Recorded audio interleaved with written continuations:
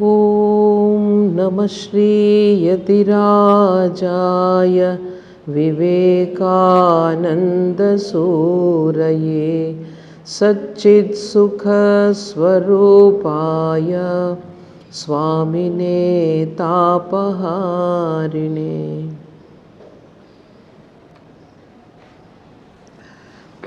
ఈ స్వామి వివేకానంద సంపూర్ణ గ్రంథావళిని మనం వరుసగా చదువుతున్నాము. ఆయన చెప్పిన భావాలని అర్థం చేసుకోవడానికి ప్రయత్నం చేస్తున్నాం. ఇప్పుడు మన 2వ వాల్యూమ్లో ఈరోజు ఉపన్యాసం పేరు the open secret. Open secret అంటే తెలుగులో ఏమంటారు?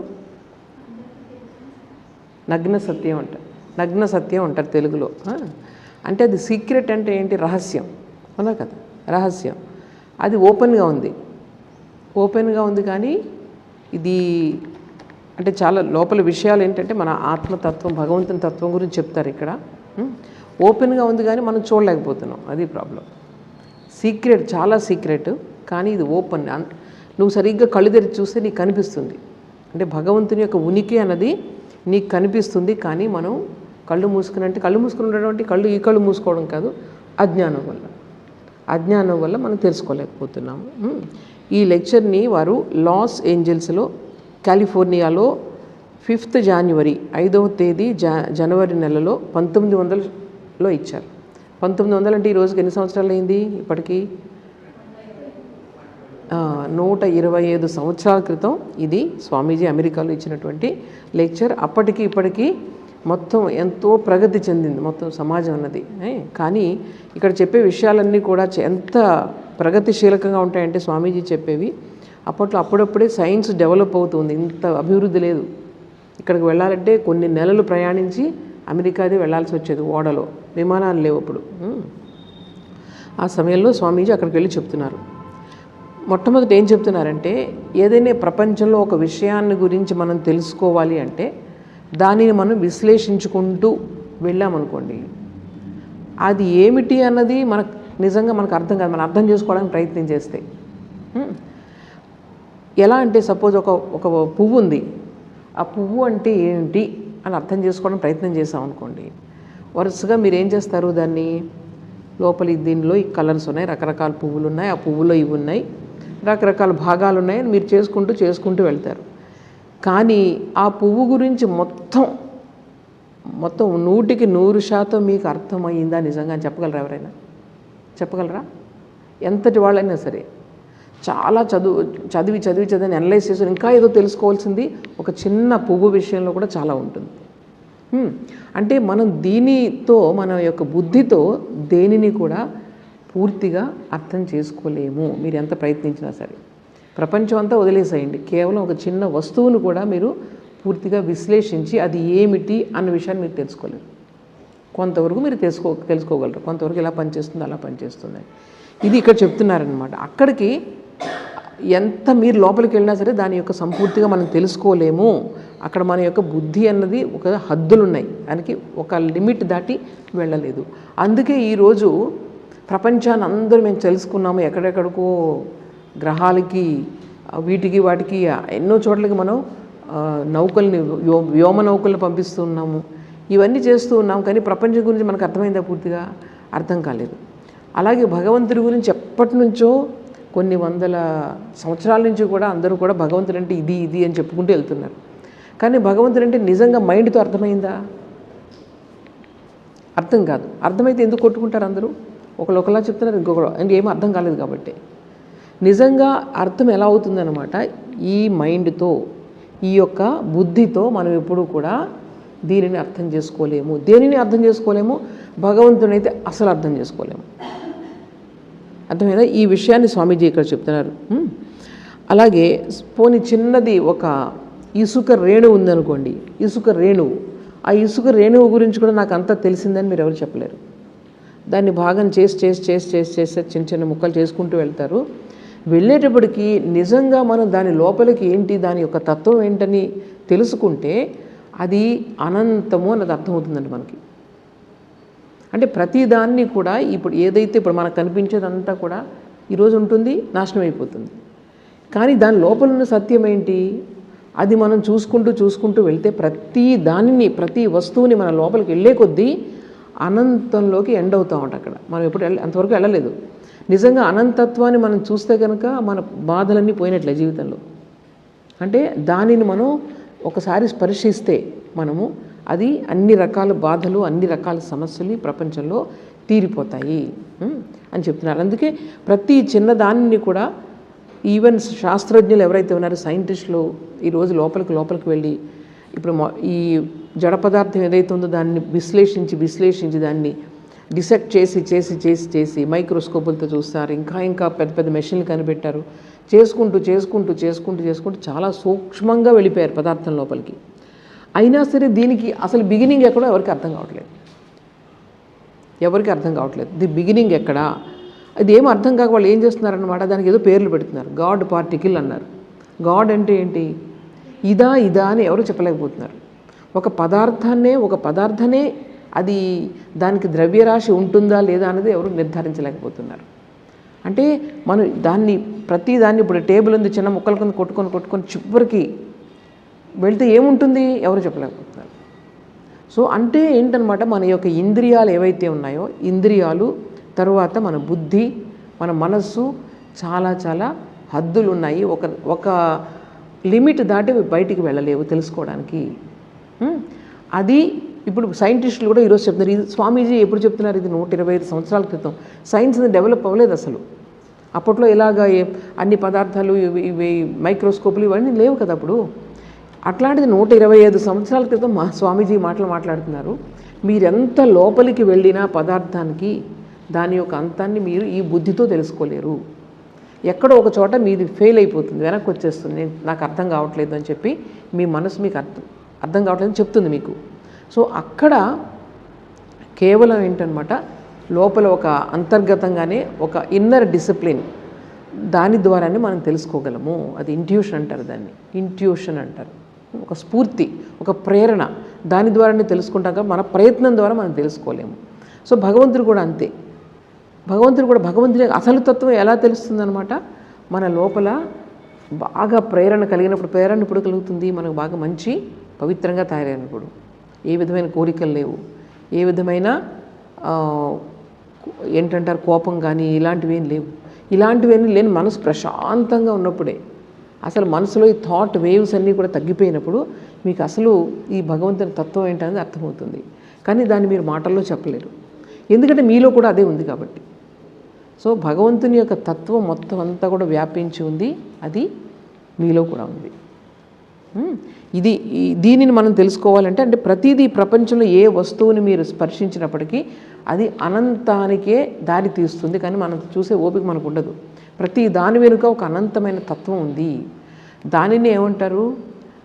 సత్ అంటారు, ఉనికి అంటారు. ఉనికి అని తెలుగులో అంటారు, సంస్కృతంలో సత్ అంటారు, ఆంగ్లంలో ఎగ్జిస్టెన్స్ అంటారు. అంటే చూడండి, నేను చాలా మంచిదానిని అని అన్నాను అనుకోండి, ఫస్ట్ ఏమొస్తుంది అక్కడ? నేను అనే ఎగ్జిస్టెన్స్ వస్తుంది. మంచితనం అనేది ఒక క్వాలిటీ. సో ఫస్ట్ అది లేకుండా మంచితనం అంటే ఏంటి? మంచితనం ఏం తెలియదు కదా. అంటే బేసిక్గా ఒక రియాలిటీ ఉంటేనే మిగిలినవన్నిటి గురించి లక్షణాలను మనం చెప్పొచ్చు. బేసిక్ రియాలిటీ అది, దానిని ఉనికి అంటారు అనమాట. మీకు అర్థమవుతుందా? ఎగ్జిస్టెన్స్ అంటారు దానిని. అది లేకపోతే ఏది లేదు. నేను అనగానే నేనున్నాను. ఇప్పుడు నేను వైభవ్ని అడిగాను, నేనున్నాను అని నిన్ను ఎవరిని అడిగితే నువ్వేం చెప్తావు? నువ్వు ఉన్నావా లేదా? ఉన్నావు కదా. నువ్వు ఉన్నావు అని చెప్పడానికి సాక్ష్యం ఎక్కడి నుంచి వస్తుంది? ఎక్కడ అవసరం లేదు, నీకు నీవే సాక్ష్యం. అవునా?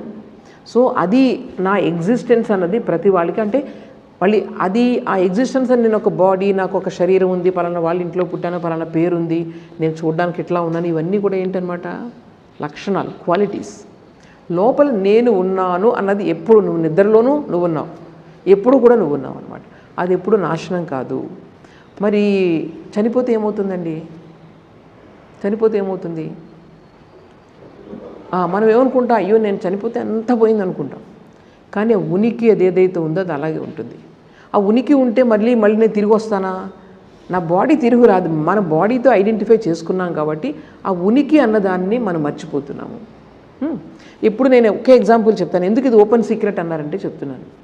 ఇప్పుడు ఈ వెలుగు ఉంది, ఆ వెలుగులో మిమ్మల్ని అందరినీ చూస్తున్నాను, కానీ నేను వెలుగును గుర్తుపెట్టుకుంటున్నాను, నేను మిమ్మల్నే గుర్తుపెట్టుకుంటున్నాను, మిమ్మల్నే చూస్తున్నాను, మీతో మాట్లాడుతున్నాను. వెలుగు గుర్తుంటుందా నాకు మీతో మాట్లాడుతున్నప్పుడు? కానీ వెలుగు లేకపోతే మిమ్మల్ని చూడగలనా? ఇది ఓపెన్గా ఉందా లేదా? కానీ సీక్రెట్ అని ఎందుకు అంటున్నావు? నువ్వు గుర్తించలేకపోతున్నా కూడా సీక్రెట్ కింద ఉండిపోయింది, అవునా కదా? ఇదొక్కటే మీరు గుర్తుపెట్టుకోండి, ఇదొక్కటి చాలా మంచి ఎగ్జాంపుల్ అనమాట. వెలుగు లేకపోతే ప్రపంచంలో దేనిని నువ్వు చూడలేవు. కానీ వెలుగు నష్టమని నువ్వు గుర్తుపెట్టుకుంటున్నావా? ఆ వెలుగు దేనినైతే చూపిస్తుందో దానిలోనే నువ్వు, అందులోనే నీ బాధలు, ఇది అన్ని రకాల బాధలు, వాళ్ళు నన్ను తిట్టారు, వాళ్ళు నన్ను కొట్టారు, నన్ను పట్టించుకోలేదు, ఇవన్నీ బాధలు నీకు అందులోనే. కానీ ఆ వెలుగు, అసలైన వెలుగును గుర్తుపెట్టుకుంటున్నావు మనం? లేదు. ఇదే మన దౌర్భాగ్యం అంటే ఇదే అనమాట. ఎందుకన్నారు ఇది open secret? It is open, but you are not giving any attention to it. ఆ అటెన్షన్ ఇవ్వకపోవడం వల్ల నీకు వచ్చే బాధలన్నీ. నీ కళ్ళు ఎలా చూస్తున్నాయి? నీ కళ్ళు ఊరికే చూసేస్తున్నాయా? దాని వెనక ఎంత మెకానిజం ఉంది కళ్ళ వెనక. ఆ వెనక మెకానిజం సరిగా పనిచేయబడే కళ్ళున్నా కళ్ళు చూడలేవు. మరి ఎక్కడి నుంచి చూస్తున్నావు నువ్వు? ఎవరు చూపిస్తున్నారు నీకు? మనం ఎప్పుడు ఆలోచించాం. కళ్ళు ఉన్నాయి కదా చూసేస్తాం, ఆ డ్రెస్ బాగుంది నాకు అది లేకపోతే బాధపడిపోతాం. అర్థమైందా? మన జీవితంలో దుఃఖాలు ఎలా వస్తాయంటే కళ్ళను వాడుకోవడమే మనకు తెలుసు. కళ్ళు ఎలా పనిచేస్తున్నాయి, దాని వెనక ఏ శక్తి ఉంది, దాని మీద మనం ఎప్పుడు కూడా అటెన్షన్ ఇవ్వట్లేదు. సో అందువల్లే మన బాధలన్నీ కూడా అనమాట. చూడండి, ఏ బాధకైనా సరే ఇదే మూలం, అజ్ఞానం అనమాట, అంతకన్నా ఏం లేదు. సో ఇది ఓపెన్ సీక్రెట్ అంటే స్వామీజీ చెప్పుకుంటూ వస్తున్నారు. ప్రతి దాని వెనుక అంటే ఇప్పుడు నేను చూసే ప్రతి వస్తువు వెనుక వెలుగుందా లేదా? అదే చూడండి, నేను చూసే ప్రతి వస్తువు వెనుక మామూలుగా నాశనం అయిపోయేది ఉంది, నాశనం కానిది కూడా ఉంది. నేను ఈ బెంచ్ని చూస్తున్నాను, ఈ బెంచ్ కొన్నాళ్ళకి ఒక 50 సంవత్సరాల తర్వాత ఉండదు, ఇది పోతుంది. అంటే ఇందులో నాశనం అయ్యేది ఉంది, కానీ నాశనం కానిది కూడా ఉంది దాని వెనుక. ఇది ఇక్కడ ఉంది అంటేనే ఒక బేస్ కావాలి. దానికి ఉనికి అంటారనమాట. దాన్నే భగవంతుడు అంటే. అసలు భగవంతుడు లేకుండా, ఆ శక్తి లేకుండా ఈ ప్రపంచంలో ఏది నిలవలేదు. అది బ్యాక్గ్రౌండ్ స్క్రీన్. మనం సినిమా చూస్తాం, సినిమా చూస్తున్నప్పుడు ఏం చేస్తాం? చక్కగా కూర్చొని మొత్తం ఫైటింగ్లు ఇవి అవి అయిపోతే మనం ఏడ్చేస్తాం, వాళ్ళతో పాటు నవ్వుతాం, అంతా అయిపోతుంది. కానీ స్క్రీన్ గుర్తుపెట్టుకుంటామా? వెనకేది స్క్రీన్ లేకపోతే మీకు సినిమా వస్తుందా? స్క్రీన్ మనం గుర్తుపెట్టుకుంటామా? గుర్తుపెట్టుకోం. అది ఓపెన్ సీక్రెట్. కానీ సీక్రెట్ ఎందుకనమాట నువ్వు గుర్తుపడి ఇందులో పడిపోతున్నావు. నీ రంగురంగులు, నీ యొక్క ఇంద్రియాలు చూపించే వాటిలో భ్రాంతిలో పడిపోతున్నాం మనం. పడిపోయినందువల్ల మనకు అది చూడలేకపోతున్నాం. ప్రతి చోట ఎగ్జాంపుల్స్ ఉన్నాయి చూడండి. అది భగవంతుడు కూడా అంతే. ఈరోజు ఈ సీనరీస్ అన్నీ చూసుకుంటూ చూస్తున్నాం, అందరితో మాట్లాడుతూ చేస్తున్నాం, అందులో ఇన్వాల్వ్ అయిపోతున్నాం, బాధలు పడిపోతున్నాం, లేనిపోని బాధలు తెచ్చిపెట్టుకుంటున్నాం. ఇవన్నీ తెచ్చిపెట్టుకుంటున్నాం కేవలం అజ్ఞానం వల్ల. ఏదైతే చూడాలో దాన్ని చూడడానికి టైం గడిచిపోతూ ఉంటుంది, లైఫ్ ఆఫ్టర్ లైఫ్. రోజు గడిచిపోయిన క్షణం మళ్ళీ రాదు. సో జీవితంలో మనం నిజంగా సుఖంగా ఉండాలి, అందరినీ సుఖపెట్టాలంటే ఏం చేయాలి? దానిని తెలుసుకోవడానికి ప్రయత్నించాలి. మీరు గుర్తుపెట్టుకుంటారా? స్క్రీన్ ఉంది చెప్పాను కదా, మూవీ స్క్రీను, అలాగే లైట్, ఇవన్నీ కూడా ఎగ్జాంపుల్స్. అలాగే మనకి ఇది ఉంది, సముద్రం ఉంది. సముద్రం దగ్గర కూర్చుంటే మనం ఏం చేస్తాం? అలలు వస్తూ ఉంటాయి. మనం ఏం చేస్తాం? అలల వైపే ఎక్కువ చూస్తూ ఉంటాం. కానీ అలలు సముద్రానికి చెందినవే కదా. సముద్రాన్ని చూడడం, ఎందుకంటే ఈ మూవ్మెంట్స్ ఇవన్నీ ఉన్నాయి, వీటితోనే మనకు ఆనందం, రంగురంగులు వస్తూ ఉంటాయి, పైకి వస్తూ ఉంటుంది, దాన్నే చూడడానికి ఆనందపడుతూ ఉంటాం. కానీ దాని వెనుక ఉన్నది అసలైంది సముద్రము అన్నది మనం మర్చిపోతూ ఉంటాం అనమాట. మనం అందరం కూడా భగవంతుడి నుంచి వచ్చినటువంటి తరంగాలు లాంటి వాళ్ళం, ఒక్కొక్కరు. అవి ఎలాగ ఒకరినోటి కొట్టుకుంటూ ఉండి మళ్ళీ వెనక్కి వెళ్ళిపోతూ ఉంటాయి, మళ్ళీ వస్తూ ఉంటాయి, ఇలాగే ఉంటుంది. కానీ ఆ భగవంతుడు ఎప్పుడు కూడా శాశ్వతమైన సత్యం ఒకటి ఉంది. అలా అని చెప్పి ఒక మనిషి కూర్చోలేదు అక్కడ. ఒక తత్వం అంటే దాన్ని ఏమంటారు మన వాళ్ళు ఏం చెప్పారు? సత్ చిత్ ఆనందం. భగవంతుడు అంటే మన వాళ్ళు ఇచ్చిన డెఫినేషన్ ఏంటనమాట? సత్ అంటే ఎప్పుడూ ఉంది, అలాగే చిత్ అంటే ఏంటి? చైతన్యం. అది చైతన్యమైన మామూలు జడ పదార్థం కాదు, అది చైతన్యవంతమైనది అది. అలాగే ఇంకొకటి ఆనందం, దాని యొక్క స్వరూపమే ఆనందం. నేను భగవంతుని ప్రేమిస్తున్నాను, గుళ్ళకి వెళ్తున్నాను, కానీ ఎప్పుడు ఏడుస్తూ ఉంటానంటే రెండిటికి పొంతన ఉండదు. మనం భగవంతుని మనం ప్రేమిస్తున్నాము అంటే కనుక నువ్వు ఆనందం నీ యొక్క పర్సనాలిటీలో కనిపిస్తూ ఉండాలి. ఆనందం అంటే ఊరికే నవ్వుకుని జోకులు వేసుకోవడం కదా ఆనందం అంటే. ఆనందం అంటే ఒక ప్రసన్నమైనటువంటి భావం, ఒక మానసిక స్థితి అన్నమాట. అది ప్రసన్నత వేరు. ఎప్పుడు నవ్వుకుంటూ జోకులు వేసుకోవడం అది కాదు. మనం అనుకుంటే ఆనందం అంటే ఇప్పుడు నవ్వొద్దని అంటలేదు, కానీ ప్రసన్నత అనేది చాలా ఇంపార్టెంట్. లోపల పైకి నవ్వుతుంటే లోపలంతా బాధ, అదేమన్నా అర్థం ఉందా? అది లోపల ఎప్పుడు కూడా ఒక ప్రసన్నమైనటువంటి భావం, ప్రశాంతమైనటువంటి భావం, అది బ్లిస్ అనమాట. సో నిజంగా మన భగవంతుని యొక్క స్వరూపంలో మనం ఉంటే కనుక మనం ఎప్పుడు ఎలా ఉంటాము? దేనికోసం అనవసరంగా బాధపడము, అలాగే ప్రతిదీ ఎప్పుడు కూడా కాన్షియస్గా ఉంటాం. సగం సగం నిద్రపోతూ అట్లా ఉండవు, అలర్ట్గా ఉంటారు, బాగా కాన్షియస్. భగవంతుడు మన వాళ్ళు అలర్ట్గా ఉంటారు. ఇంక మూడవది ఎప్పుడు ప్రశాంతంగా ఒక ఆనందమైనటువంటి ఒక ఆనంద అనుభూతిని పొందుతూ ఉంటారు. సో ఇవి 3 కండిషన్స్. భగవంతుని దగ్గరికి మనం వెళ్తున్నామంటే 3 కండిషన్స్ అనమాట. అది ఎప్పుడూ మనకు ఉంది. ఎందుకంటే ఏదైనా ఒక వస్తువును మనం చూస్తున్నామంటే దాని వెనుక అది లేనిదే. ఒక సినిమా వెనుక స్క్రీన్ లేకపోతే సినిమా ఎలా ఉండదో, మీరు ఏది చూస్తున్నా సరే ఈ పాంచభౌతికం మొత్తం, ఈ ప్రపంచం అంటేనే పాంచభౌతికం, అంటే పంచభూతాలతో నిర్మించబడి ఉన్నటువంటి ప్రపంచం. అది అందులో కదలికలు, మన ఆలోచనలు, ఇవన్నీ కూడా అందులోకి వస్తాయి. సో ఈ కదలికలు అంతా కూడా ప్రపంచంలోకి వస్తుంది. సంసారం అంటారే ఎప్పుడు కదులుతూ ఉంటుంది. సో ఆ శాశ్వతమైనటువంటి దాన్ని పట్టుకుంటే, సపోజ్ నేను చెప్తున్నాను, మంచి భయంకరమైన సినిమా ఒకటి వచ్చింది. ఆ భయంకరమైన సినిమాకి వెళ్ళే ఈరోజు నేను భయపడకూడదు, నేను ఏడవకూడదు అని మీరు అనుకొని, నేను గుర్తుపెట్టుకోవాలి ఇదంతా సినిమా, దాని వెనుక యాక్చువల్గా ఏం లేదు, వీళ్ళందరూ డైరెక్టర్లు అందరూ మన కోసం తీసారని బాగా మీరు మైండ్ని మీరు హిప్నటైజ్ చేసుకుని వెళ్ళారనుకోండి, అప్పుడు మీ బాధ కొంచెం తగ్గుతుంది.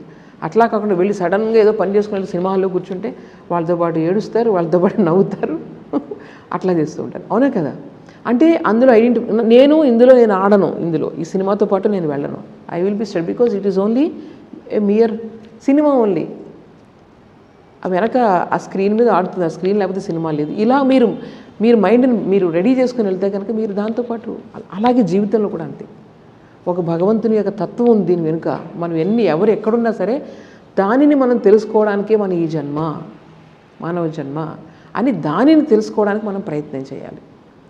ఆ స్థిరత్వం కోసం ప్రయత్నం చేయాలి. ఎప్పుడు ఒకసారి ఆనందంగా ఉంటాం, ఒకసారి విషాదం ఉంటాం, ఒకసారి ఏమో మూడ్ ఆఫ్ అయిపోతుంది, ఒకసారి మూడ్ ఇలేట్ అయిపోతూ ఉంటాం. This is not life. ఒక స్టెబిలిటీ ఉండాలి లైఫ్లో. అప్పుడే మనం ఇప్పుడు అలా కాదని అంటలేదు. నీకు నిజమైన ఆనందాన్ని పొందాలంటే ఏం చేయాలన్నమాట, దీనిని మనం అలవాటు చేసుకోవాలి. శ్రీరామకృష్ణ పరమహంస ఏం చెప్పేవారంటే, కస్తూరి మృగం అని ఒక మృగం ఉంటుంది. దానికి నాభి దగ్గర నుంచి ఒక మంచి సుగంధం వస్తూ ఉంటుంది.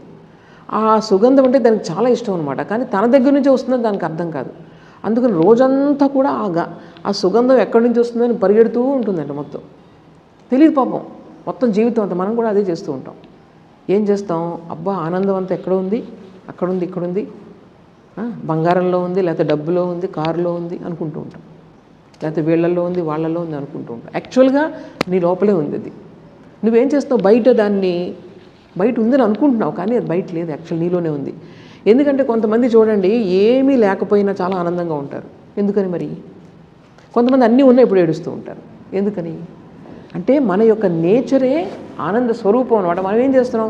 బహిర్ముఖం అయ్యే కొద్దీ కూడా దుఃఖాన్ని అనుభవిస్తూ ఉంటాం, అంతర్ముఖం అయ్యే కొద్దీ కూడా ఆనందాన్ని అనుభవిస్తూ ఉంటాం. ఇది మీరు ఎగ్జాంపుల్స్ చూడండి, మీ లైఫ్లోనే మీకు తెలుస్తుంది. ఇందులో ఏమైనా తప్పు ఉంటే నన్ను అడగండి.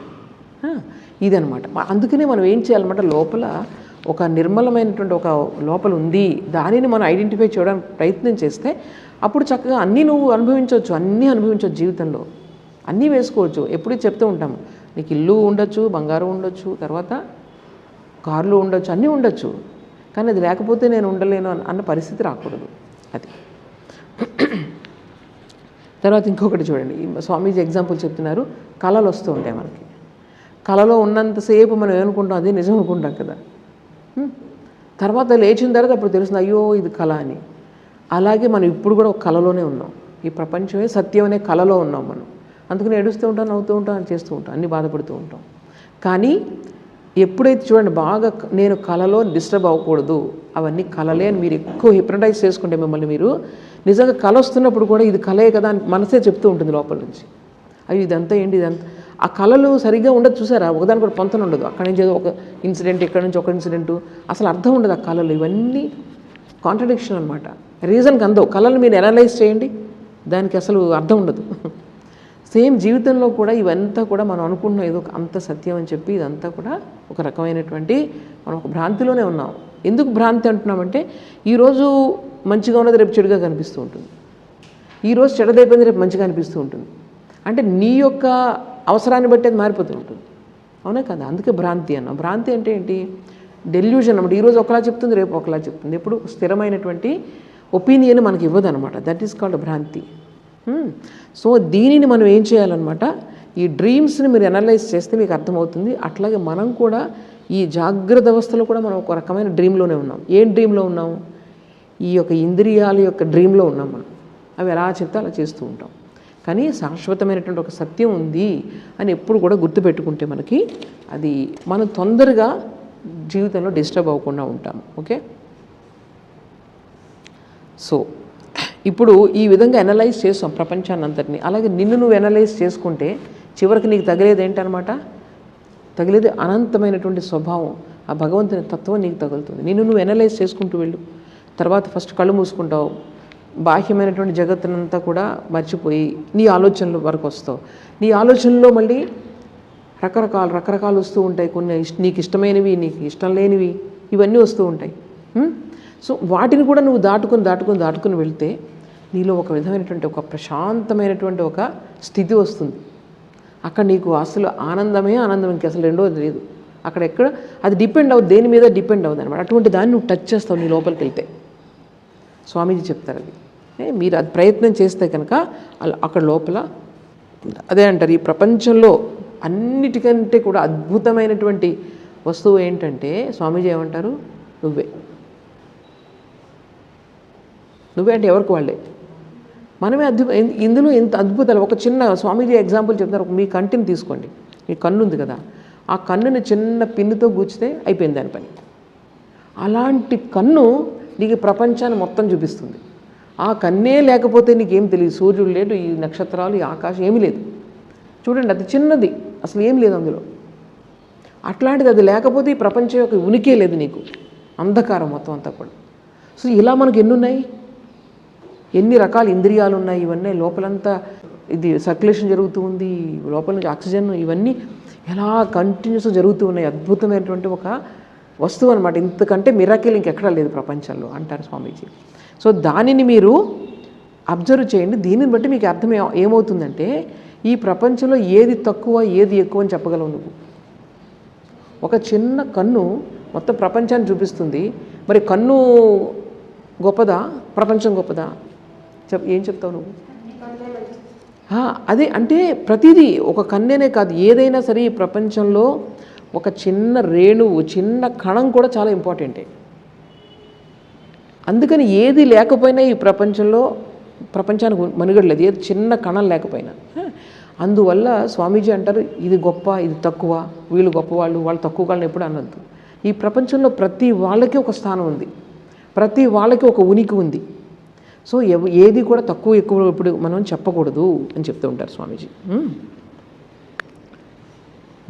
సరే, అయితే ఇప్పుడు ఈ విషయం ఎలాగైతే నేను చెప్పాను కదా, లైట్ ఉంది అని మనం గుర్తించట్లేదు, కానీ మనకి ఈ యొక్క అచేతనంగా అంటే అన్కాన్షియస్గా ఆ లైట్ యొక్క ఉనికి మనకు తెలుసు, ఎందుకంటే లైట్లోనే మనం అంతా చూస్తున్నాం కాబట్టి. కానీ మనం కాన్షియస్గా గుర్తించట్లేదు దాన్ని.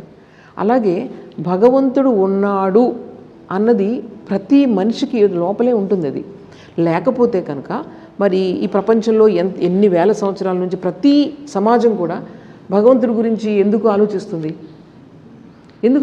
అంటే ఈ ప్రపంచంలో శాశ్వతమైనటువంటి వస్తువు ఏదో ఉంది అని లోపల నుంచి ఏదో ఒక ప్రేరణ వస్తున్నందువల్లే కదా.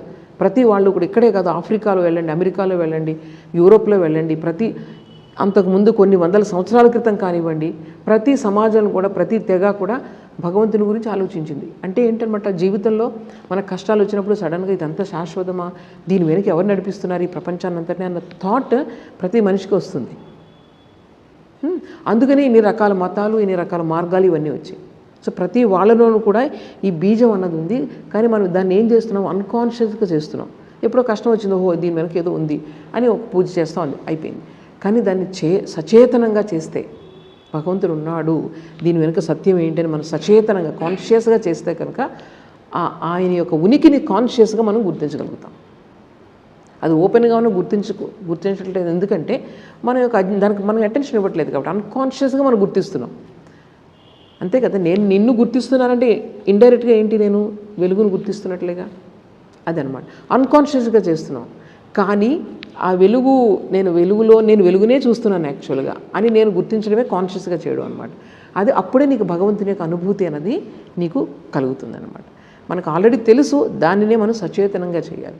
అనవసరమైన విషయాల్లో మనం టైం వేస్ట్ చేయకుండా మనం ఈ భగవంతుని శోధించడానికి మనం ప్రయత్నం చేయాలి అని చెప్తున్నారు స్వామీజీ.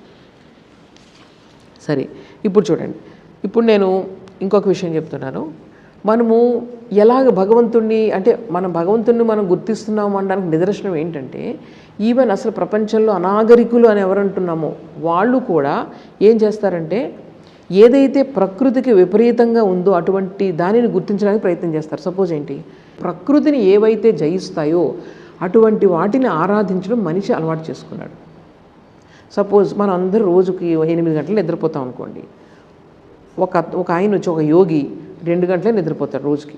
అప్పుడు మనం ఏం చేస్తాం, అబ్బో ఈయన ప్రకృతిని జయించాడు, మనం నిద్రను జయించలేకపోతున్నాం, మనం ఆయన గొప్పగా చూస్తాం.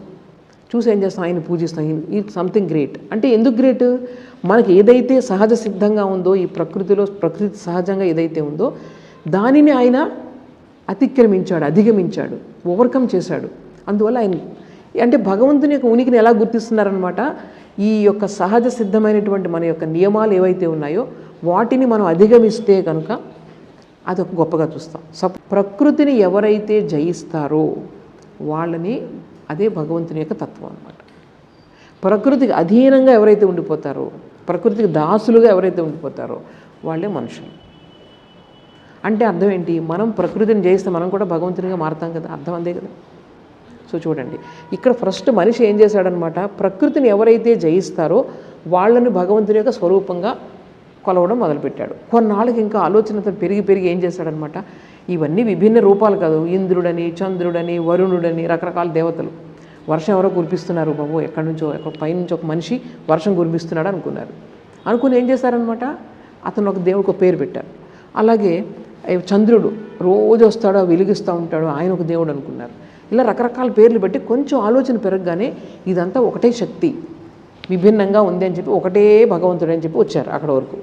ఆలోచించే కొద్దీ ఆ భగవంతుడు అదంతా ఎక్కడో లేదు, ఇక్కడే ఉంది. సో చూడండి, ఇదనమాట ఎవల్యూషన్. అంటే భగవంతుడు మన దగ్గరికి వచ్చే కొద్దీ కూడా నువ్వు ముందుకెళ్తూ ఉంటావు జీవితంలో.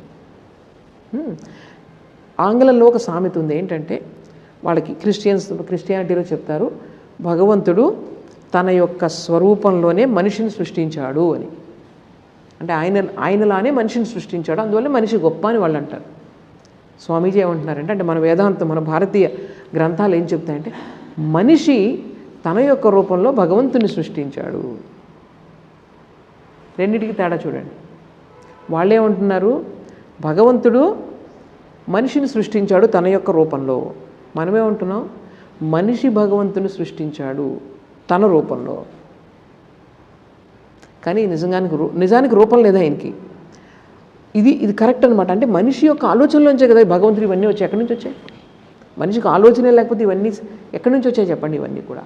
అందువల్ల మన లోపలే అది భగవంతుడిని ఫస్ట్ ఒకలాగా అనుకున్నాం, తర్వాత ఇంకొకలాగా, తర్వాత వచ్చే కొద్దీ దానితో కూడా తృప్తి లేదు, సమస్యలు తీరట్లేదు. మనిషి సమస్యలు ఎప్పుడు భగవంతుని ఇక్కడ కూర్చోబెట్టుకుని మనలో మార్పు రావడం మొదలుపెట్టిందో అప్పుడే నీకు కంప్లీట్గా శాంతి అనమాట. అర్థమైందా? భగవంతుని బయట కూర్చోబెడతాం, ఆయన అడుగుతాం, ప్రార్థన చేస్తాం, కొంతవరకే నీకు మళ్ళీ వేరే టైంలో నీకు కష్టం ఉంటుంది. కానీ పూర్తిగా కష్టం పోవాలంటే ఎక్కడనమాట, ఈ లోపల నీలో పరివర్తన వచ్చినప్పుడే. సో అందుకని మన వాళ్ళు ఇలా చెప్పారు, చూసారా? అందువల్ల భగవంతుడు అంటే ఇంకేం లేదు, ఫ్రీడమ్, ఇండిపెండెన్స్, స్వాతంత్రం. దేని మీదైనా నువ్వు ఆధారపడుతున్నావు అంటే అది బాండేజ్. దేని మీదైనా ఆధారపడకుండా నువ్వు స్వతంత్రంగా ఉన్నావు అంటే that is freedom. You are nearer to God అనమాట. సో ఇది మన వాళ్ళు చెప్పినటువంటి భగవంతుని యొక్క తత్వం అన్నమాట. దీనికి ఒక ఎగ్జాంపుల్ స్వామీజీ చెప్తున్నారు. మన లోపలే అంతా ఉంది, కానీ మనం వెతుక్కుంటున్నాం. ఆ కస్తూరి మృగం ఎగ్జాంపుల్ చెప్పాను కదా, దానికి ఇంకో ఎగ్జాంపుల్ చెప్తున్నారు. ఒక ఆయన గుండె టకటక కొట్టుకుంటుంది, రాత్రి నిద్రపోతూ ఉన్నాడు. ఆయన గుండె కొట్టుకుంటే ఆయన అనుకున్నాడట బయట ఎవరో కొడుతున్నారు అనుకున్నాడట. తలుపు కొడుతున్నారు అనుకుని చెప్పి తలుపు తీసి చూశాడు, ఎవరూ తెలవట్లేదు. మళ్ళీ పడుకున్నాడు. మళ్ళీ తన గుండె డబ్ కొట్టుకుంటుంది. మళ్ళీ బయట నుంచి ఎవరో కొడుతున్నారు, మళ్ళీ వెళ్ళాడు. చివరికి ఏం చేశాడు? చివరికి తెలుసుకున్నాడు, అది ఎక్కడో కదా, నా గుండె శబ్దమే అదే అని చెప్పి తెలుసుకున్నాడు. ఇది కూడా అంతే. బయట వాళ్ళు మనల్ని కష్టపెడుతున్నారు అనుకుంటాం మనం. ఎప్పుడూ కాదు. నీకు నువ్వే కష్టపడతావు. ఎప్పుడు ఎవరు నిన్ను కష్టపెట్టలేరు. నేను కష్టపడను అనుకుంటే నేను ఎవరు కష్టపెట్టలేరు. సో మనం ఏంటో బయట నుంచి వచ్చేది కాదు, వచ్చేదంతా నీ యొక్క ఇదే మనకు బయటికి వెనక్కి వస్తుంది అనమాట. బాల్ కొడతాం కదా మనం, అర్థమైందా? కొట్టింది మనం, ఆ బాల్ వచ్చి మనకు తగిలిందంటే మనం కొట్టిన బాలే మనకు వచ్చి తగులుతుంది. సో ఎవరి వల్ల మనం కష్టపడం, ఇది చాలా ఇంపార్టెంట్ మన యొక్క రిలీజియన్లో అదన్నమాట. నీవే ప్రతిదానికి బాధ్యులు అని చెప్పేసి చెప్తారు ఇక్కడంతా కూడా. సో ఇది, సో మనల్ని మార్పు చేసుకోవడం ద్వారానే మనం పైకి రాగలం తప్ప ఇంకో మార్గం లేదు అసలు. అందువల్ల మనం ఏమిటి అంటే, ఒకటి శాశ్వతమైన వస్తువు మనమే, అశాశ్వతమైనది కూడా మనమే. అంటే ఈ బాడీ అండ్ మైండ్ అన్నది అశాశ్వతమైనవి, దాని వెనుకున్నటువంటి సత్యం అనేది శాశ్వతమైనది. ఇవి రెండూ కలిపి మనం ఇప్పుడు యాజ్ ఇట్ ఈజ్ మీరున్నారు ఈ మనుషులు నీ యొక్క వ్యక్తిత్వం, అందులో కొంత శాశ్వతమైనది, కొంత అశాశ్వతమైనది. నువ్వు అశాశ్వతమైన దానితో బంధాన్ని పెంచుకున్నావు అనుకో, కష్టం తప్పదు. శాశ్వతమైన దానిని గుర్తించడానికి ప్రయత్నించావు అనుకో, సుఖపడతావు జీవితంలో. నేను ఎవరు బలవంత పెట్టరు, నువ్వు ఇదే చెయ్యి అదే చెయ్యి అని. నీకు ఏది కావాలంటే ఇది మార్గం చూపిస్తారు. మనం అందరూ కూడా ఆనందం కోసమే కదా, ప్రతిదానికి ఆనందం కోసం. మనం ఏం చేసినా ఆనందం కోసం. మరి ఆనందం నీలోనే ఉంది, ఎందుకు బయటకు పరుగులు పెడతావని వాళ్ళు చెప్తున్నారు. మనకి ఇష్టమైతే అలా వెళ్తాం, లేకపోతే లేదు. ఎవరు బలవంత పెట్టరు అనమాట. సో ఇది ప్రయత్నం చేయాలి. అందుకే ఈ పంచభూతాలలో ఈ యొక్క సత్యం ఏదైతే ఉందో పంచభూతాల మధ్యలో ఇరుక్కుపోయిందంట. దీన్ని చిత్ జడ గ్రంథి అంటారు. అంటే చిత్ అంటే చైతన్యం, జడ పదార్థం అంటే మామూలు జడ పదార్థం వస్తువు. ఇవి రెండు కలిసిపోయాయి, గ్రంథి. మనమేమో ఏం చేస్తున్నాం, కేవలం జడ పదార్థాన్నే గుర్తించి దాంతోనే బంధాన్ని ఏర్పరచుకుంటున్నాం. ఆ చైతన్యాన్ని గుర్తించు. అది ఎప్పుడు చెప్తుంటారు మన శాస్త్రాల్లో. ఏం చెప్పారు, ఒక భార్య భర్త ఉన్నారంటే భార్యలో ఉన్నటువంటి చైతన్యాన్ని నువ్వు ముందు గుర్తించు, తర్వాత మిగిలినవన్నీ. అలాగే భర్తలో ఉన్నటువంటి చైతన్యాన్ని, భగవంతుని యొక్క స్వరూపాన్ని ముందు గుర్తించు. అందుకే మనకు ఎందుకు చూడండి, పార్వతీ పరమేశ్వరులా ఉండండి, సీతారాముల్లా ఉండండి, ఇవన్నీ చెప్తారు. ఎందుకని, ఫస్ట్ ఆ దైవీ భావాన్ని ముందు ప్రేరేపించడానికి. మనకు ఉపనిషత్తుల కాలంలోనే చెప్పారు, భర్తను నువ్వు ప్రేమిస్తున్నావు అంటే భర్త వల్ల నువ్వు ప్రేమించట్లేదు, భర్తలో ఉండేటువంటి దైవం వల్ల, దైవత్వం వల్ల నువ్వు ప్రేమిస్తున్నావు అని మనకు బృహదారణ్యక ఉపనిషత్తులో చెప్పారు. అదే భావం మనకి ఇప్పుడు కూడా కంటిన్యూ అవుతుంది మన దేశంలో. సో అది మనం మర్చిపోకూడదు అన్నమాట ఎప్పుడు కూడా. అది ఫస్ట్ గుర్తుపెట్టి, ఎవరినైనా సరే, పిల్లల్లో కానీ ఎవరిలోనే కానీ, బయట వాళ్ళతో కానీ మన స్నేహం చేస్తున్నప్పుడు ఫస్ట్ వాళ్ళలో ఉన్న దివ్యత్వాన్ని గుర్తించు. దాని తర్వాత నువ్వు మిగిలినవన్నీ కూడా, అప్పుడు నీకు బంధం ఏర్పడదు, అక్కడ నీకు బాధ ఉండదు. సో ఇవి రెండూ కూడా కలిసి ఉన్నాయి. ఆ కలిసి ఉన్న దాంట్లో మనం ఏం చేయాలంటే చాలా జాగ్రత్తగా వివేకంతో ఆ శాశ్వతమైనటువంటి వస్తువు ఏదైతే ఉందో దానిని వేరు చేయడానికి ప్రయత్నించాలి. ఇప్పుడు ఆ వెలుగు నీ మీద పడింది కదా, ఆ వెలుగుని నిన్ను వేరు చేయాలంటే ఏం చేయాలి చెప్పండి? వెలుగుని నిన్ను వేరు చేయాలంటే ఏం చేయాలి? వెలుగు మీద దృష్టి ఎక్కువ పెట్టాలి. ఆ వెలుగు ఎలా పడి నా కళ్ళకు వచ్చి నువ్వు నాకు కనిపిస్తున్నావు అనేది ఆలోచించాలి, విశ్లేషించాలి, అవునా కదా? సో ఇది మనం చేయాల్సింది. మనకు భగవద్గీతలో కూడా అవిభక్తం విభక్తేషు అంటే ఏదైతే విభజించిన, అంటే అన్ని విభజన జరిగి ఉందంతా కూడా, వీడు మనుషులు, ఈ టేబుల్, ఇది అది కూడా అంతా విభజన. వాటిలో ఉండేటువంటి అవిభాజ్యమైనటువంటి వస్తువుని గుర్తించు, భగవద్గీతలో చెప్తున్నారు. అదే నిజమైన జ్ఞానం. విభక్తమైనటువంటి వాటిలో అవిభాజ్యమైనటువంటి వస్తువుని గుర్తించడమే జ్ఞానము. అదే నిజమైన జ్ఞానం. అదే నీకు ఆనందాన్ని ఇస్తుంది. తరువాత సో అందువల్ల ఎవ్వరికి కూడా కష్టాలు కలకాలం ఉండవు. ప్రతి వాళ్ళకి కూడా ఒక ఆశా కిరణం అనేది ఎప్పుడూ ఉంటుంది జీవితంలో. నువ్వు ఎంత జీవితంలో నష్టపోయినా సరే, నా జీవితంలో మొత్తం బిజినెస్లు అన్నీ పోయాయి, డబ్బులు అన్నీ పోయాయంటే పోతే పోనివ్వండి, మనకి హాయిగా మన లోపల ఉన్నటువంటి దీన్ని తెలుసుకొనే ఇది శక్తిని మనకు భగవంతుడు ఇచ్చాడు. మనం అది గుర్తుపెట్టుకోవాలి. మనం అన్నీ పోయాను కూర్చొని ఏడిస్తే ఎట్లాగా అది. సో ప్రతి వాళ్ళకి హోప్ ఉందని చెప్తున్నారు. There is hope for everyone అని స్వామీజీ చెప్తున్నారు. తర్వాత ఎవరు కూడా నిజంగా ఎవరు చనిపోలేరు.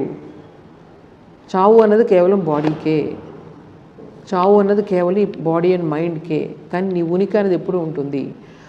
ఈవెన్ బాడీ కూడా చూడండి, నీ బాడీలో అన్ని చిన్న చిన్న మనల్ని కాల్చినప్పుడు చిన్న చిన్న చిన్న చిన్న అణువులు పోయి ఎందులో కలిసిపోతున్నాయి, ఎక్కడ పోవట్లేదు, అది పంచభూతాల్లో కలిసిపోతున్నాయి, ఎక్కడికి ఏది పోవట్లేదు. అది చెప్తున్నారు ఇక్కడ. ఎవరు చనిపోరు నిజంగా ఆలోచించి చూస్తే కనుక.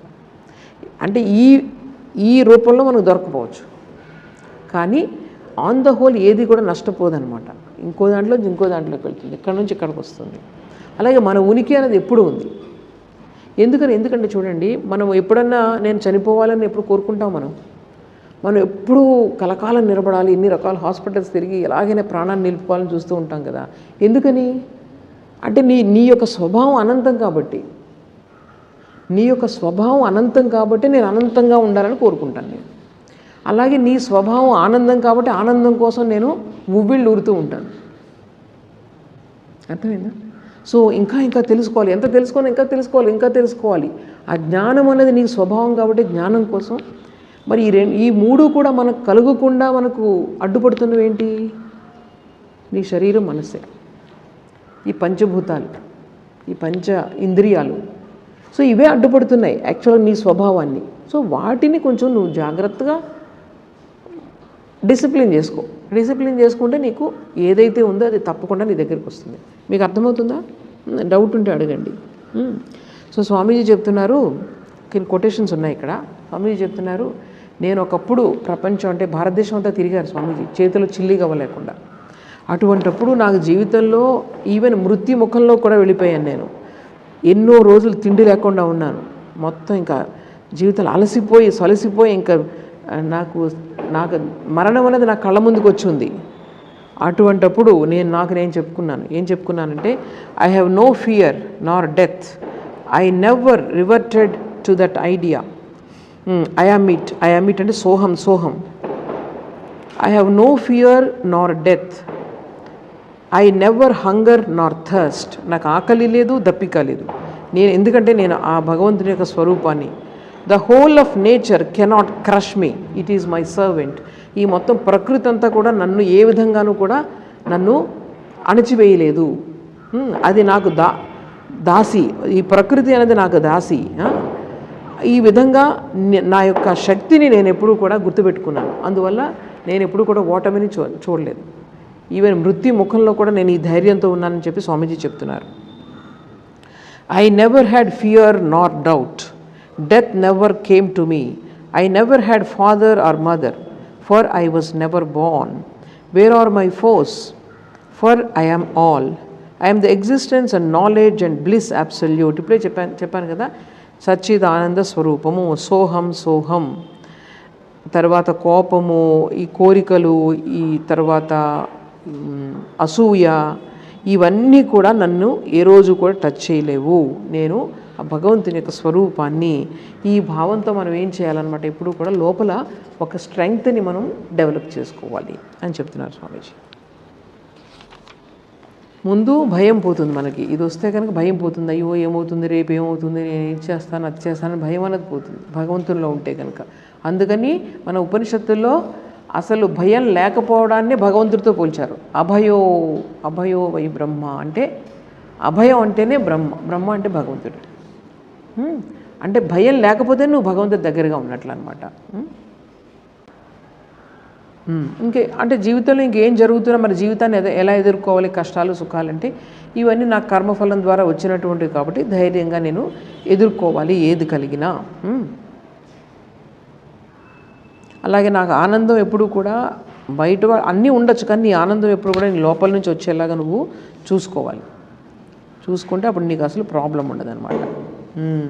ఇప్పుడు ఏం చెప్తున్నారు తెలుసా, ఈ ప్రపంచంలో ఉన్నటువంటి అన్ని వ్యాధులకి, అన్ని సమస్యలకి కూడా ఏంటనమాట, ఈ అమృతమే మనందరికీ కూడా మందు. అమృతం ఏంటది? నేను ఆ భగవంతుని యొక్క స్వరూపాన్ని, నేను లిమిటెడ్ బాడీ అండ్ మైండ్ కాదు, ఈ విధమైన భావం ఉంది చూసారా, అది అన్నిటికీ మందు. అలా అనుకున్న వాళ్ళు ఒక మంచి స్టూడెంట్ అయితే ఇలా ఎవరైతే భావిస్తారో స్టూడెంట్ ఇంకా మంచి స్టూడెంట్గా మారుతారు. ఒక హౌస్ వైఫ్ ఇంకా మంచి హౌస్ వైఫ్గా మారుతుంది. అలాగే ఒక వ్యక్తి ఇంకా మంచిగా మారుతారు. ఎవరైతే ఈ భావాన్ని తీసుకుంటారో వాళ్ళు ఉన్న స్థాయిలోనే ఇంకా మంచిగా ముందుకెళ్తారనమాట. అది అంతేకాని వేరేగా ఇది చేసుకుంటే మన అందరికి చెప్పాల్సిన అవసరం లేదు. ఆ లోపల యాటిట్యూడ్లోనే మనకు ఆ చేంజ్ వస్తుంది అనమాట. ఇప్పుడు ఇది ఏం చేయాలి మనం? దీని గురించి ఫస్ట్ వినాలి. దేని గురించి వినాలి చెప్పండి? అనంతం గురించి, అనంతత్వం గురించి, భగవంతుని యొక్క తత్వం గురించి, ఇప్పుడు ఆ లైట్ గురించి, సినిమా స్క్రీన్ గురించి, తర్వాత ఏం చెప్పాను, సముద్రం గురించి ఎగ్జాంపుల్స్ చెప్తాను మనకు అర్థం కావడానికి. వీటన్నిటి గురించి ఎక్కువ వింటే ఈ పై నుండి కదలికలు ఇవన్నీ కూడా మనల్ని ఎక్కువగా డిస్టర్బ్ చేయలేవు. సో భగవంతుని యొక్క తత్వం గురించి వింటూ ఉండాలి. దాన్ని శ్రవణం అంటారు. మనసు పెట్టి వినాలి. విని తర్వాత ఏం చేయాలి? దానినే ఆలోచించాలి. ఇక్కడ పొద్దున్న అయిపోయింది, కొంతసేపు అయిపోయింది అలా కాదు, రోజంతా దాన్ని ఆలోచించాలి. ప్రతి దానితోనూ మనం కనెక్ట్ చేసుకోవాలి. ప్రతి పనితోనూ కనెక్ట్ చేసుకోవాలి. వంట చేస్తున్నారు, దాంతో కనెక్ట్ చేసుకోవాలి. భోజనం చేస్తున్నారు, దాంతో కనెక్ట్ చేసుకోవాలి. మన వాళ్ళు అందుకే పెట్టారు ప్రతిదానికి ఒక మంత్రం చెప్పుకొని తినాలి. ఎందుకు పెట్టారనమాట? ప్రతిదాన్ని కూడా భగవంతునితో కనెక్ట్ చేసుకుంటూ ఉంటే మననం అవుతుంది. మననం అంటే రిపీటెడ్ థింకింగ్ అనమాట. ఒకే దాని గురించి ఎక్కువసేపు ఆలోచించడం. మనకేమవుతుంది? సహజంగా మననం దేని మీద వస్తుంది చెప్పు వైభవ్? సహజంగా న్యాచురల్గా మనం దేని గురించి ఎక్కువ ఆలోచిస్తాం? దేని గురించి ఎక్కువ ఆలోచిస్తాం చెప్పు? నీకు ఏది ఇష్టమైతే దాని గురించి. అవునా కదా? మనకి ఏది ఇష్టమైతే దానిపైన మనకి సహజంగానే మననం అయిపోతూ ఉంటుంది. కానీ ఇక్కడ మాత్రం మనం దీనిని బలవంతంగా తెచ్చుకోవాలి. దానిని మనం చేయాలి. ఇప్పుడు నాకు ఇష్టమైనంత రోజంతా నాకు గారెలు ఇష్టం అని చెప్పి రోజంతా గారెలు తిని గారెలు చేశాను అనుకోండి, ఏమవుతుంది కదా? అవి మనకి కీడే చేస్తాయి. ప్రపంచంలో ఏ వస్తువు అయినా సరే నువ్వు ఎక్కువ డిపెండ్ అయ్యావంటే నీకు కీడే చేస్తాయి అవి. కానీ భగవంతుడిపై నువ్వు ఎంత ఆధారపడతావో నీకు అంత బ్రైట్నెస్ వస్తుంది. నీకు లైఫ్లో అంతటి నాలెడ్జ్ వస్తుంది, అంతటి వివేకం వస్తుంది, లైఫ్లో ఒక అండర్స్టాండింగ్ వస్తుంది. భగవంతుని గురించి ఆలోచిస్తే ప్రాపంచికమైనటువంటి ఏది ఆలోచించినా నువ్వు పడిపోవాల్సిందే గోతిలో. చూడండి. కానీ భగవంతుడితో పాటు నువ్వు ఆలోచించు వాటిని. గారెలతో పాటు భగవంతుని ఆలోచించవచ్చు. ఓకేనా? సో ప్రతిదాన్ని నీకు ఇష్టమైన ప్రతిదానితో కూడా భగవంతుని ఆలోచించామనుకో నెమ్మదిగా అది మననం అయిపోతుంది. సో ఫస్ట్ వినాలి, తర్వాత ఏం చేయాలి? రిపీటెడ్ థింకింగ్ ఉండాలి. అలా చేస్తుంటే ఒక రోజుకి నీ ప్రయత్నమే అవసరం లేదు. నువ్వు కళ్ళు తెరిస్తే భగవంతుడు గుర్తొస్తాడు, కళ్ళు మూస్తే భగవంతుడు గుర్తొస్తాడు. ఆ స్థితిని నిధిధ్యాసన అంటారు. ఇవన్నీ కూడా వేదాంతంలో మన యొక్క ధర్మంలో చెప్పారనమాట. సో అది వచ్చినప్పుడు ఒక ఆయన్ని మీకు ఇక్కడ హిమాలయాల్లోకి వెళ్తే మీకు తెలుస్తుంది, చాలామంది ఇలా సన్యాసులు ఉంటారు. ఆ సన్యాసులని పులి పట్టుకుని తినేస్తూ ఉంటుంది. మేము చాలా చూస్తూ ఉంటాం. వాళ్ళు బట్టలన్నీ చిరిగిపోయి పడిపోయి ఉంటాయి, మాంసం ముక్కలు పడిపోయి ఉంటాయి. అంటే వాళ్ళు అలా తిరుగుతూ ఉంటారు. మాకు అయిపోయింది ఇంక ఈ శరీరం ఏదైతే కానీ అని. అట్లాంటి ధైర్యవంతులు ఉన్నారు. వాళ్ళు ఏంటంటే ఈవెన్ పులి పట్టుకున్నా సరే సోహం అనేవాళ్ళు ఉన్నారు. ఇలాంటివి ఉన్నాయి ఇన్సిడెంట్స్. అంటే వాళ్ళ జీవితంలో దానికి ఎంత డీప్ అయిపోయిందంటే ఈ థాట్ అన్నది బాడీ నథింగ్ అనమాట. స్వామీజీ దగ్గరికి స్వామి వివేకానంద అలా అడవుల్లో ఉన్నప్పుడు కూర్చొని ఉన్నారు. కూర్చొని పులి వస్తుంది దగ్గరికి. ఆయన దగ్గర ఏమి చిల్లిగా లేదు, అరణ్యంలో పులి వస్తుంటే ఆయన అనుకున్నారు, ఏముంది నాకు ఇంకా భగవంతుని సాక్షాత్కారం నాకు ఆ భావం కలగట్లేదు, నేను ఎంత సాధన చేసినా ఆయన కలిగింది, కానీ ఆయన ఇంకా కావాలనుకుంటున్నారు. సో అందుకని కనీసం ఆ పులికన్నా ఆహారం కానీ ఈ శరీరాన్ని కళ్ళు మూసుకొని అలాగే కూర్చున్నారట. కూర్చుంటే ఆ పులి దగ్గర వరకు వచ్చింది. దగ్గర వరకు వచ్చి ఎంతసేపు తినట్లేదంటే కళ్ళు తెరిచి చూస్తే అది నెమ్మదిగా తోకాడించుకొని వెనక్కి వెళ్ళిపోయింది.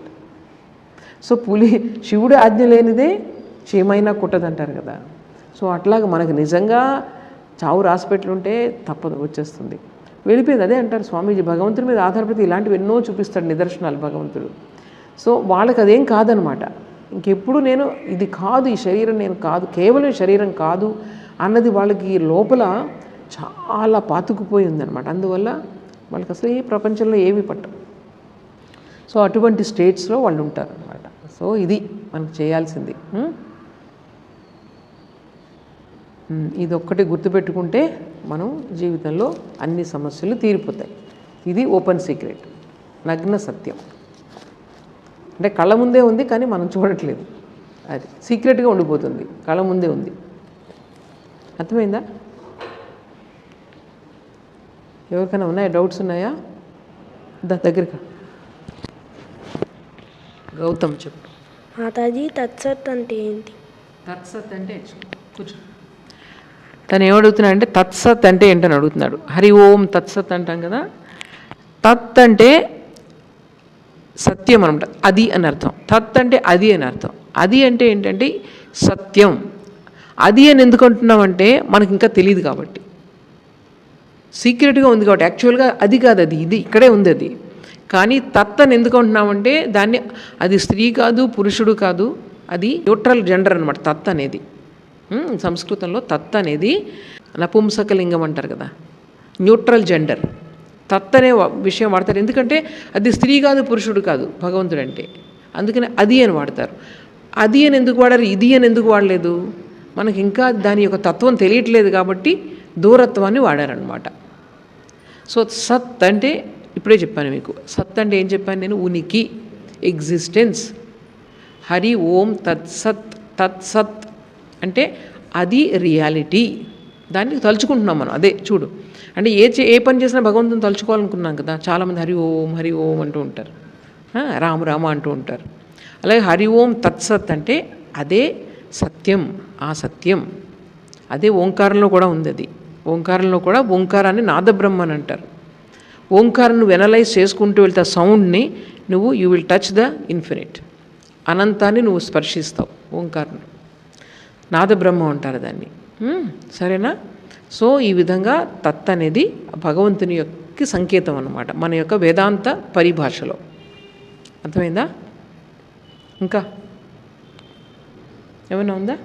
డౌట్స్ ఉన్నాయా ఈరోజు లెక్చర్లో ఎవరికైనా?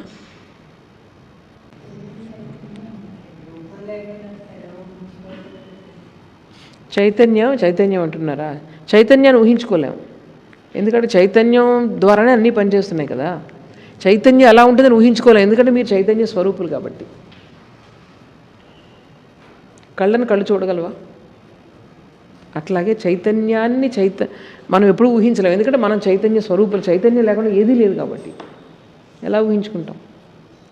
ఇది అందుకని ఊహించలేం. దాని ద్వారానే మనం పనిచేస్తున్నాం. దాని తత్వాన్ని మనం గుర్తించడం. బయటది డెల్యూడ్ అయిపోయింది, వేరే దాంట్లో ఐడెంటిఫికేషన్ మారిపోయింది.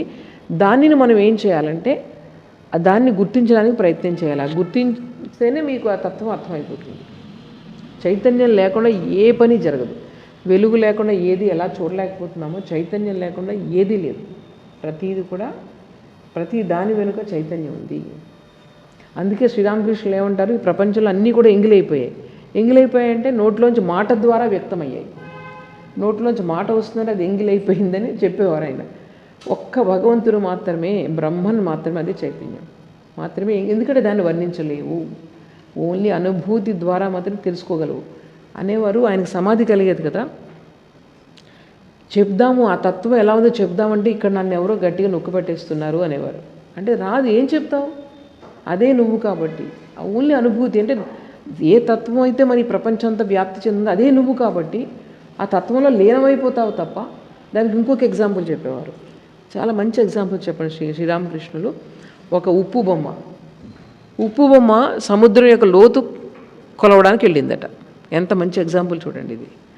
ఉప్పు బొమ్మ, పెద్ద బొమ్మ, మీరు 6 అడుగులు బొమ్మ వేశారు, ఉప్పు బొమ్మ తీసుకెళ్ళి సముద్రంలో లోతు చూసారంటే ఏం చేస్తుంది అది? సేమ్ మందు కూడా అంతే. మనందరూ చైతన్య స్వరూపంలో, చైతన్య సముద్రంలోకి వెళ్ళి మన చైతన్యాన్ని కనుక్కోవాలంటే నువ్వు చైతన్యంలో మగ్నమైపోతావు.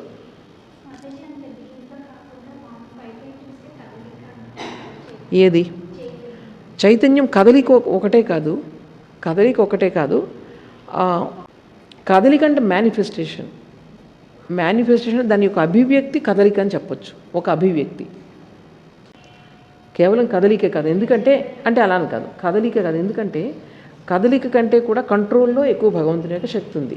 ఫర్ ఎగ్జాంపుల్, ఇప్పుడు ఫిజికల్ మూమెంట్స్ అన్నీ ఓకే, కానీ ఎవరైతే కంట్రోల్ చేసుకోగలరో తన ఫిజికల్ మూమెంట్స్ని, మెంటల్ మూమెంట్స్ని, అక్కడ భగవంతుని యొక్క శక్తి ఎక్కువ ఉంది కదా. అందుకని కదలిక, నేను కేవలం కదలిక కాదు అని చెప్తున్నాను అనమాట. ఎక్కడైతే కంట్రోల్ ఉందో అక్కడ భగవంతుని యొక్క శక్తి అభివ్యక్తి ఎక్కువ ఉంటుంది. చాలా